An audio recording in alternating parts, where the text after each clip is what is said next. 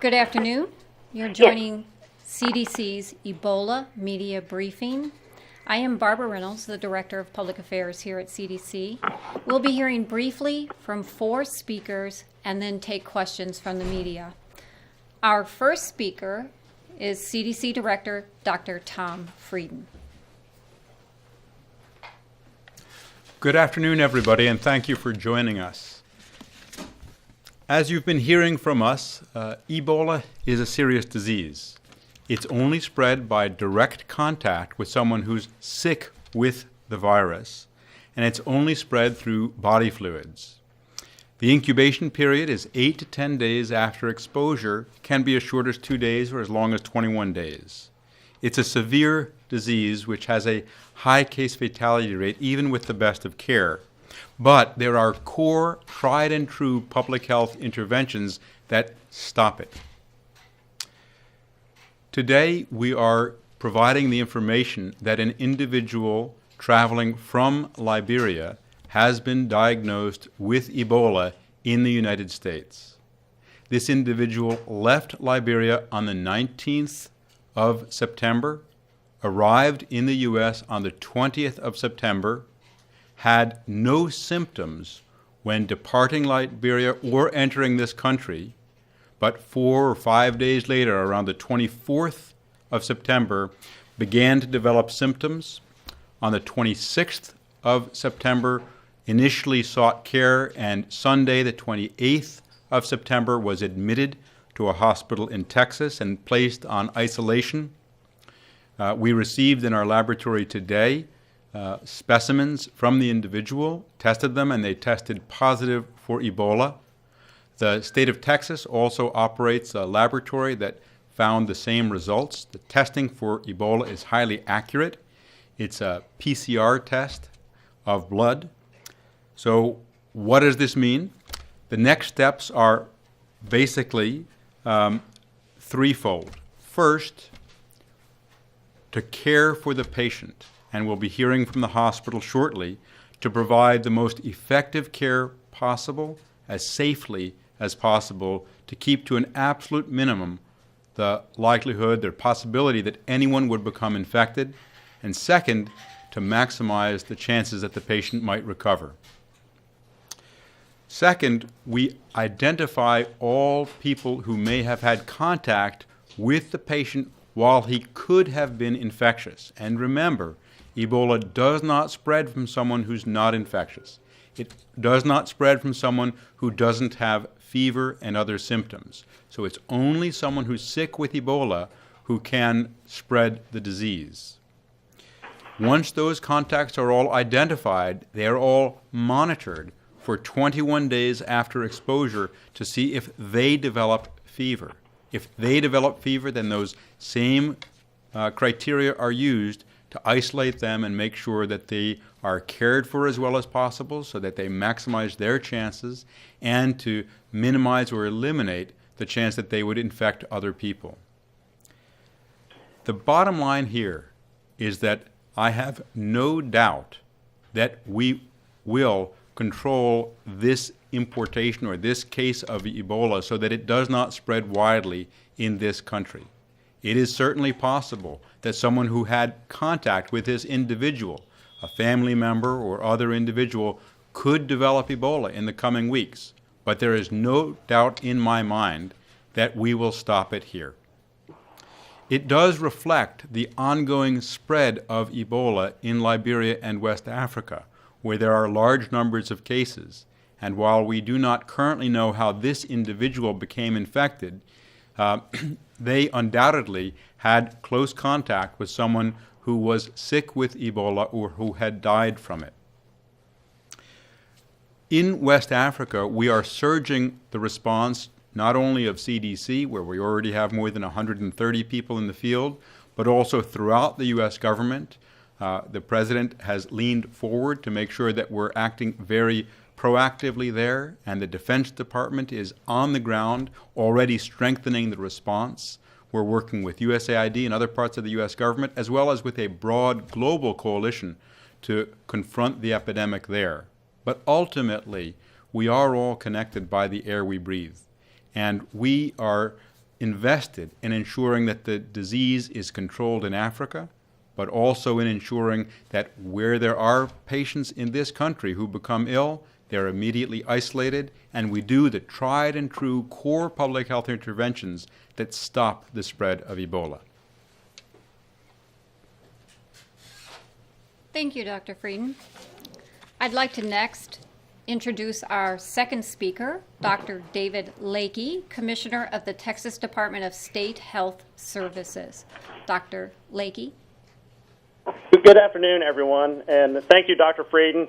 Thank you for your support, the support of the CDC as we work through this current situation.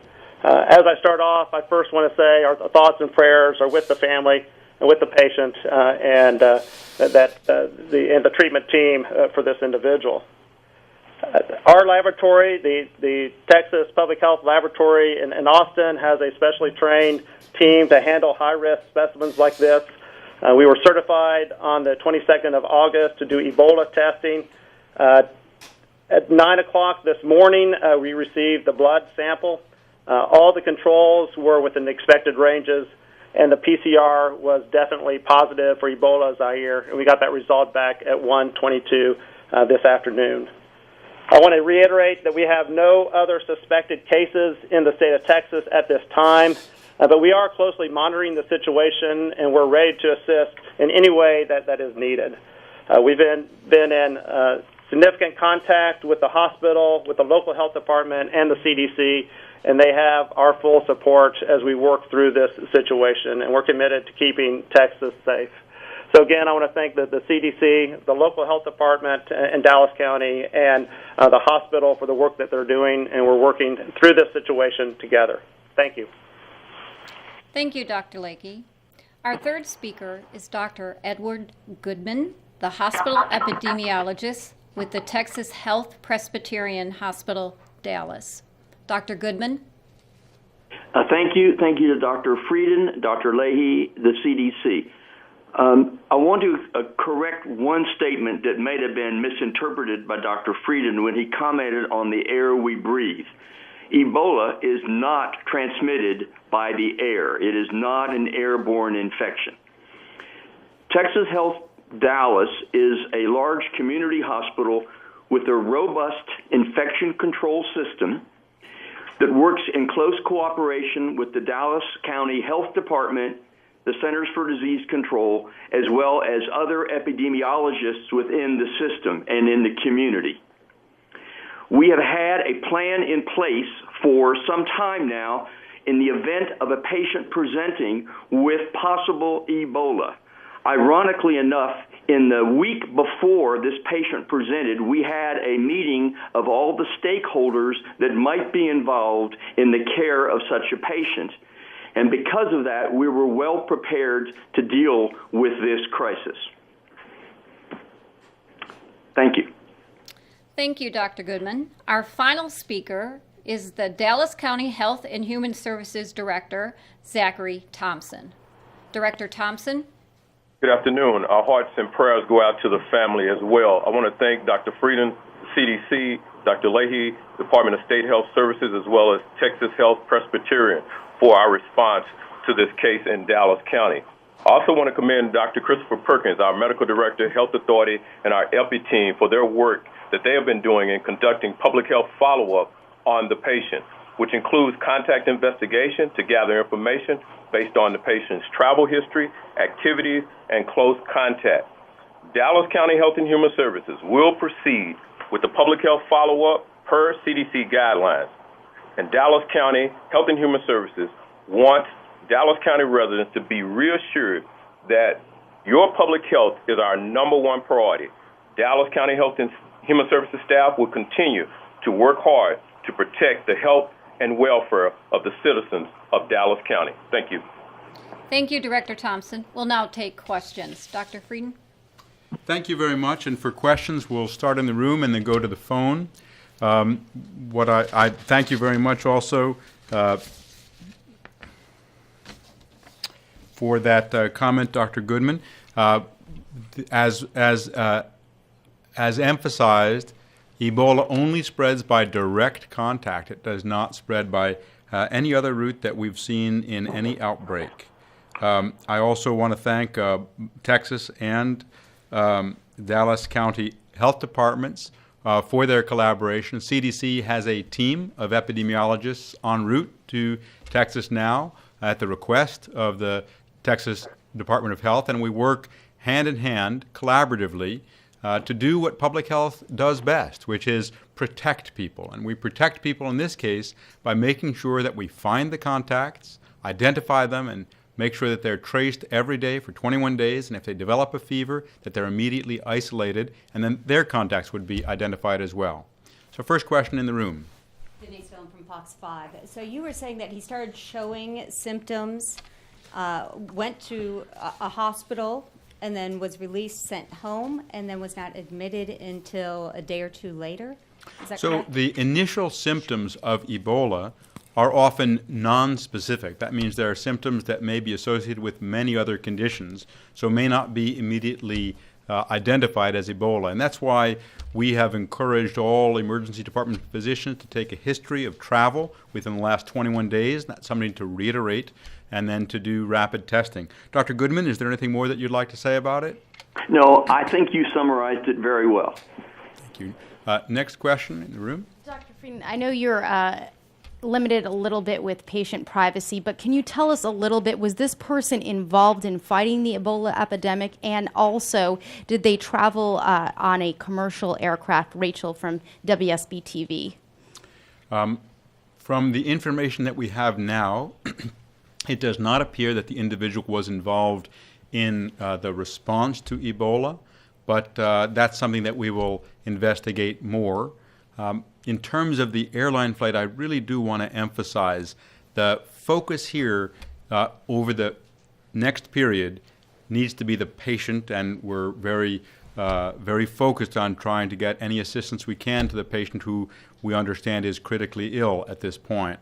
And then identifying contacts in the community, family members or others, and then any possible contacts through the healthcare setting, and then tracing those contacts. In terms of the flight, I understand that people are curious about that and wonder about it, but remember, Ebola doesn't spread before someone gets sick, and he didn't get sick till 4 days after he got off the airplane. So we do not believe there's any risk to anyone who was on the flight at that time. So it was a commercial aircraft then? He left on the 19th and arrived on the 20th. Next question in the room. Hi, Michelle Alloy from WABE.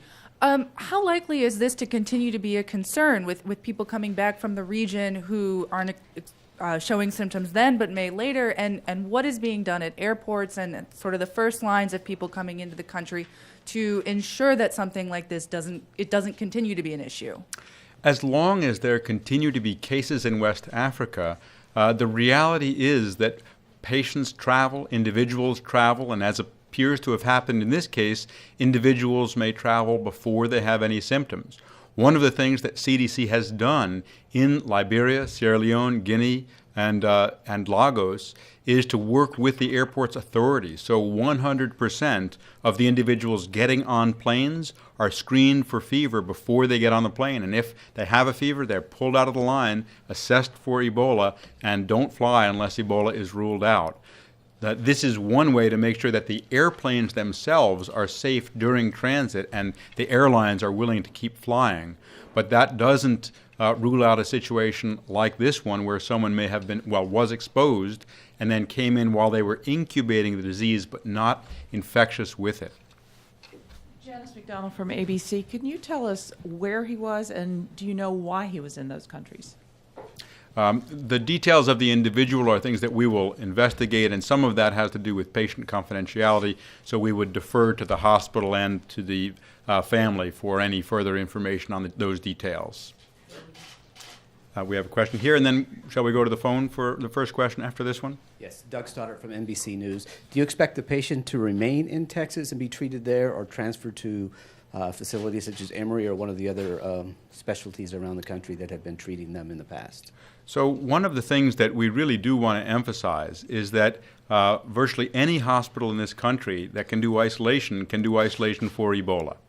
In fact, over the past decade, although this is the first Ebola patient in this country, we've had 5 patients with other forms of very deadly viruses, what are called viral hemorrhagic fevers, or 4 of them Lassa fever, 1 of them Marburg. None of those 5 patients spread the disease to anyone who cared for them in the hospital, even though they weren't promptly diagnosed because it was such an unusual situation. So we don't see a need from either a medical or a infection control standpoint to try to move the patient. Dr. Goodman, is there anything more that you'd like to say? No, I think that summarizes it very well. On the phone? To ask a question by phone, please press *1 and record your name at the prompt. The first question is from Miriam Falco of CNN News. Your line is open. Hi, thanks for taking the call. Can you tell us a little bit more about how sick the patient is, how the patient is being treated, and how many contacts you are trying to reach? That might be something for the folks in Texas. And also, will this patient be staying at the hospital in Dallas? So let me turn first to Dr. Goodman, if any information that you can share about the patient's status and treatment. Well, because of the patient privacy, we're unable to share any information about the patient's symptoms or his treatment at this time. I can say that he is ill. He's under intensive care. He's being seen by highly trained, competent specialists. And the health department is helping us in tracing any family members that might have been exposed. And Director Thompson, do you want to say anything further about contacts? Well, I want to echo that our staff has been doing the public health follow-up since day one, and so we'll continue that process, and we'll have more details in days to come. But right now, everything is going fine. Thank you.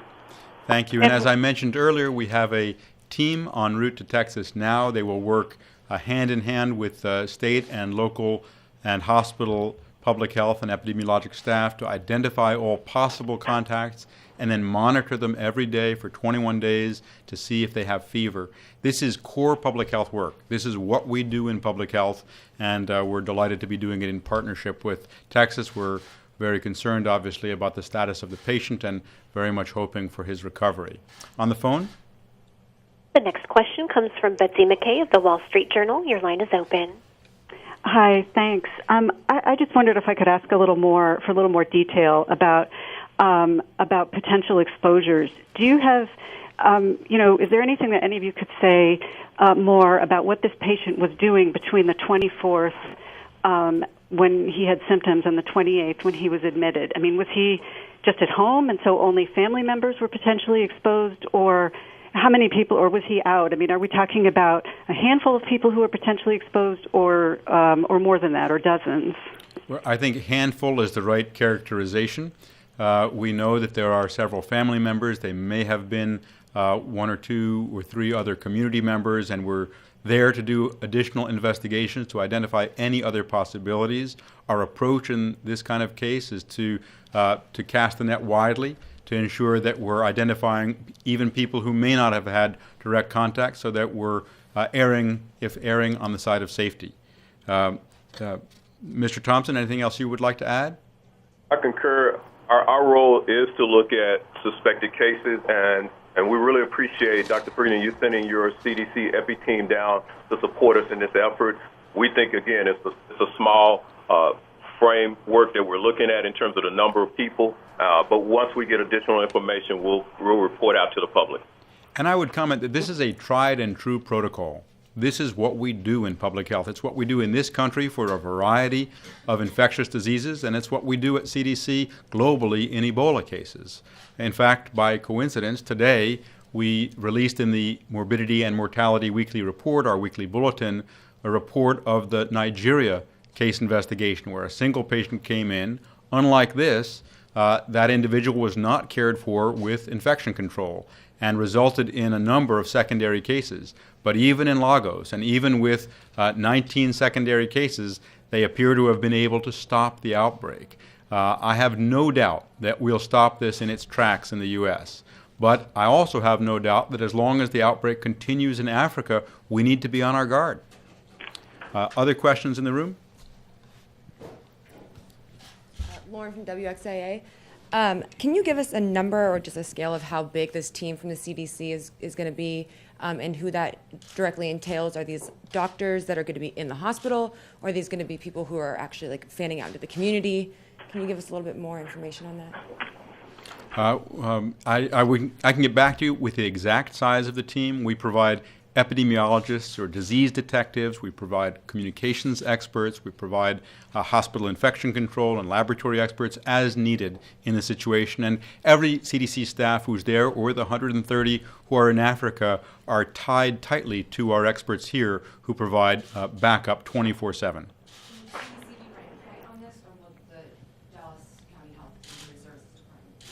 We defer to the local and state health departments, and they're there on the ground, they're the lead, and we're there to support. In the room? On the phone?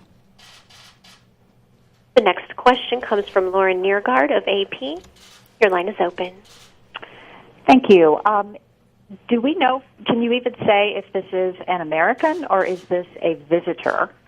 And then has the health department already reached any of those contacts? Has that contact tracing begun? What I can say is the individual was here to visit family who live in this country. The further details, I think, are to be identified in the coming days, or relevant or not, we'll see. In terms of contact tracing, we're just beginning the process since investigation just began today, but the health department had already been very forward-leaning on that, so already has locating information for individuals so that that can begin immediately. On the phone? The next question comes from Maggie Fox of NBC News. Your line is open. Thanks. I know that you have been extremely clear that people don't spread this virus unless they're showing symptoms. Nonetheless, I think everybody knows that the reaction in the United States has been disbelieving of this. So I'm wondering what steps you might take to reassure people who fear they may have traveled on the same plane with this patient or passed through the same airport with this patient that they are not at risk. Well, people can always call us at CDC Info. They can also check on our website. The flight in question is a specific flight departing Liberia on the 19th and arriving in the U.S. on the 20th. So that would be a very small number of people who would have that level of concern. But really, I think it's important that we understand a lot about Ebola. Ebola is a virus. It's a virus that is easy to kill by washing your hands. It's easy to stop by using gloves and barrier precautions. The issue is not that Ebola is highly infectious. The issue with Ebola is that the stakes are so high. And that's why at the hospital in Texas, they're taking all of the precautions they need to take to protect healthcare workers who are caring for this individual.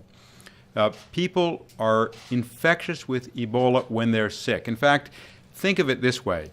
When we begin doing testing on people as they become sick, even in the initial phases of illness, when they've got a fever, the most sensitive tests in the world sometimes don't detect it because there's so little virus that they have. It's only as they become sicker that they become more infectious, and if patients die from Ebola, they can have very large quantities of virus there. So there is no risk from having contact with somebody who's either recovered from Ebola, and I went to the region myself and embraced people who had recovered from Ebola, or people who have been exposed but are not yet sick from it. Next question on the phone. The next question is from Stav Ziv of Newsweek. Your line is open. Hi, thank you. You've been saying he, so I know that you can't give many details about the patient, but just want to confirm that this is a male, and I don't know if there's any age range you can give. And also just wondering, is this the first ever case diagnosed in the United States? And if not, when was a previous case diagnosed, if ever? This is the first patient diagnosed outside of Africa, to our knowledge, with this particular strain of Ebola. And as I mentioned earlier, we have had other patients with hemorrhagic fever, including a patient in 2007 with Marburg, which is a virus that is quite a bit like Ebola, That individual in 2007 actually was hospitalized, went through surgery before being diagnosed, and did not result in the spread to any other individual. So this is the first case of Ebola diagnosed in the U.S. and, as far as we understand, of this strain of Ebola diagnosed outside of Africa. I think we've referred to the patient in any way that we can so far. Next question on the phone. Next question is from Kelly Gilblum of Bloomberg News. Your line is open. Hi, thank you. I was just wondering if you could tell me a little bit more about the contact tracing process and how that's done and how you can assure that you have, I guess, reached all the people that person was in contact with when they were sick. So contact tracing is a core public health function, and we do it by a very systematic manner. We interview the patient if that's possible. We interview every family member. We identify all possible names. We outline all of the movements that could have occurred from the time of possible onset of symptoms until isolation. Then, in a cascading manner, we identify every other individual who can add to that information. And with that, we put together a map, essentially, that identifies the time, the place, the level of the contact, and then we use a concentric circle approach to identify those contacts who might have had the highest risk of exposure, those who had an intermediate risk, and those who may possibly have had an exposure, even though we think that may be unlikely. And we always err on the side of identifying and tracking more contacts rather than less. I mentioned earlier today that in Lagos, with 20 cases, we at CDC and elsewhere, working with the Nigerian authorities, identified nearly 900 contacts and monitored all of them every day for 21 days. In Senegal, we also identified a single patient who came in, had exposures at 2 different healthcare facilities and in the community. We monitored more than 60 contacts every day. None of them became ill. So this kind of contact tracing really is core public health. And it's what we do day in and day out, and what we will be doing here to identify any possible spread and to ensure that there aren't further chains of transmission. On the phone, 2 more questions. The next question is from Julie Steenhuisen of Reuters. Your line is open. Okay, I have 2 questions. First, I just want to confirm the timeline. So my understanding is that a patient arrived in the United States on the 20th, initially sought treatment on the 26th. I'm assuming was then sent home and came back again on the 28th of September and was admitted. The second question is, will you be offering this patient any convalescent serum or experimental therapies? Thanks. You are correct about the timeline. In terms of possible experimental therapies, that's something that's being discussed with the hospital now and with the family, and if appropriate, would be provided to the extent available. The last question on the phone. The next question comes from Denise Grady of the New York Times. Your line is open. Thanks very much. I think that people have touched on this, but I would just like to ask this anyway, just in case we can get any more clarity on it. Can you tell us if this person is an American citizen? Will you be releasing the flight information? And is it correct to assume that he was staying at a home with family members rather than in a hotel? The patient was visiting family members and staying with family members who live in this country. We will contact anyone who we think has any likelihood of having had an exposure to the individual while they were infectious. At this point, that does not include anyone who might have traveled with him because he was not infectious at that time. And you asked a third question, which I don't remember. I asked if he's an American citizen. He's visiting family who live in this country. Do we have any other questions in the room? Just to follow up on that, will you identify the flight information? We will identify any context where we think there is a risk of transmission. At this point, there is 0 risk of transmission on the flight. The illness of Ebola would not have gone on for 10 days before diagnosis. He was checked for fever before getting on the flight, and there's no reason to think that anyone on the flight that he was on would be at risk. I want to end with just a bottom line before we stop. Ebola is a scary disease because of the severity of illness it causes, and we're really hoping for the recovery of this individual. At the same time, we're stopping it in its tracks in this country. We can do that because of two things: strong healthcare infection control that stops the spread of Ebola, and strong core public health functions that trace contacts, track contacts, isolate them if they have any symptoms, and stop the chain of transmission. We're stopping this in its tracks. Thank you very much.